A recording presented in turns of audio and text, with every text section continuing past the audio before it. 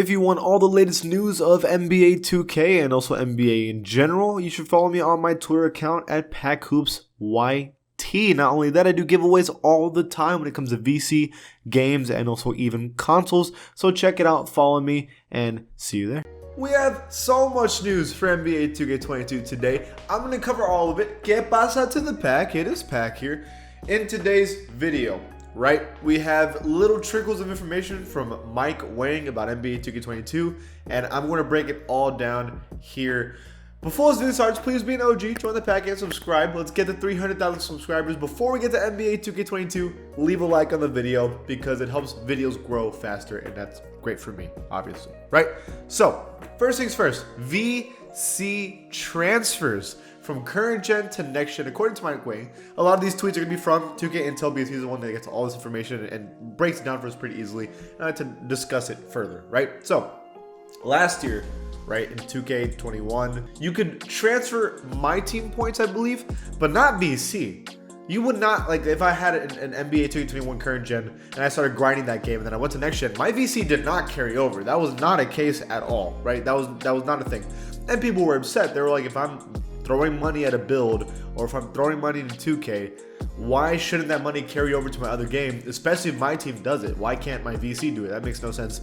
And now it's going to do that, which is really, really clutch and clean, especially because this year parks are so different. Like, one park is going to be like a cruise with like really different destinations, while another one is going to be next gen, the city, and quests. It's going to matter when it comes to VC. I want to make sure that it's transferring from both games. So this is a W from 2K. They should have done this last time, and you know what? I'm happy with it, right? Now, obviously, this next thing isn't the most important news, but we have gameplay, right? It's a lot of gameplay of every single NBA team in NBA 2K22, and this is from 2K and showing the PA announcers from every single team is going to be in the game as well. Now, I know you don't care about the PA announcers, especially because we're going to be skipping the beginning of the game, right? But it's cool that 2K is adding a little bit more detail into 2K, trying to make it a little more realistic. I mess with that.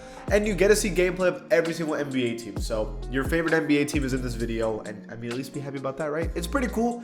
I could break this video down and show you all like the changes of face scans and stuff, but to be honest, there's very little changes. The graphics look almost the same. I will stay by this. The only difference I see is the lighting. Besides that, in terms of like graphics, it's pretty similar to last year. And the face scans are also almost exactly the same as last year. I think it's cool that 2K added the PA announcers. I think that's going to add a little difference, a little more realism to the game. But at the end of the day, this is just kind of mid news for being real. Now, this next thing is pretty important. It says you have to be 6'9" or under to get all the jump shots in NBA 2K22. So that means 6'9" is the tallest height I can use to make a big guard, right? And that's what I low-key might be doing. Let's be real. In 2K, right, in next gen, the power forward build was the most broken. And unless 2K changes something, it probably will still be really broken. And everyone's saying the Luka Doncic build is probably going to be really broken, and Luka Doncic is pretty tall.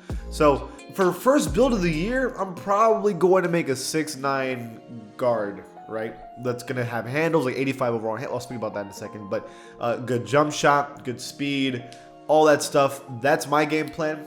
Unless the build system makes it obvious that I need to make a point guard, like, it makes the most sense for me to make a bigger guard in next gen because it worked last year. Why would I not try again this year, right? Now, something really important is that 2K removed a ton of badges. I'm going to tell you all the badges that they deleted from 2K because there's a pretty good amount. So Heat Seeker has been removed. That was actually pretty important. Highlight Film was removed. Anti-freeze was removed. Deep threes, hot shot, ice and veins, tireless shooter, relay passer, clutch defender, heart crusher, hot stopper, and trapper. Okay, let me break them down one by one though. So Heat Seeker was an important badge because if I dunked it, I got a lot of takeover. So them removing that, that was kind of my bread and butter. So it's kind of annoying that they're removing that badge, but whatever. Highlight Film was a badge that nobody was running. It was basically if you got a lob attempt or a really nice dunk, you got a sliver of takeover extra, which was like nothing, and your whole team got a little bit of takeover too, but it was nothing, so like no one ran it, right? Anti-freeze was basically a badge that if you were shooting a lot of dumb shots, you wouldn't go cold, but I'm sorry, if you're good at the game, you never get it. I legit in next gen, I like never got cold, so I never needed that badge.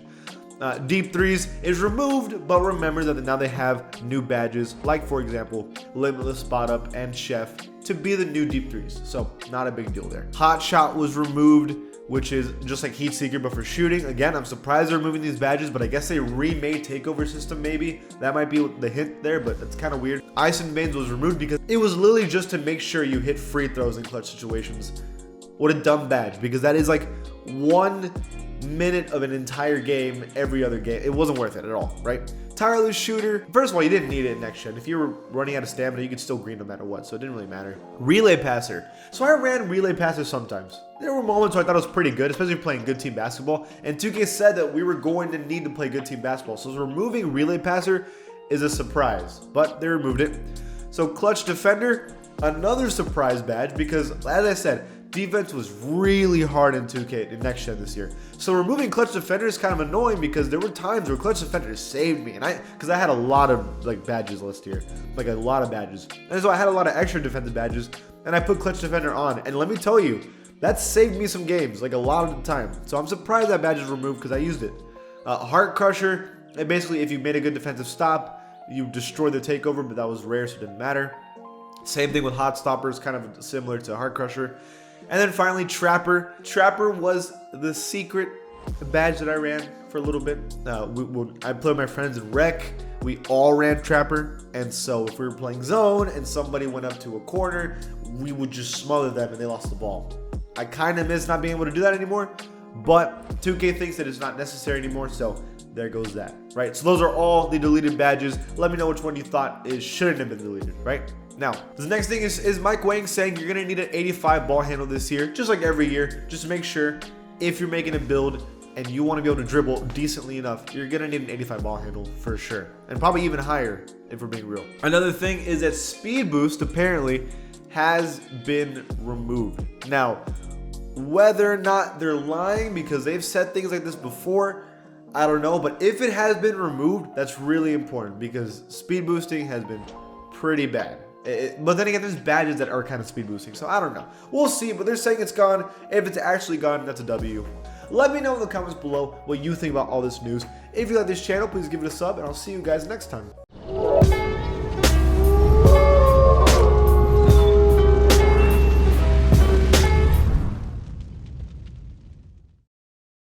If you want all the latest news of NBA 2K and also NBA in general, you should follow me on my Twitter account at PackHoopsYT. Not only that, I do giveaways all the time when it comes to VC, games, and also even consoles. So check it out, follow me, and see you there.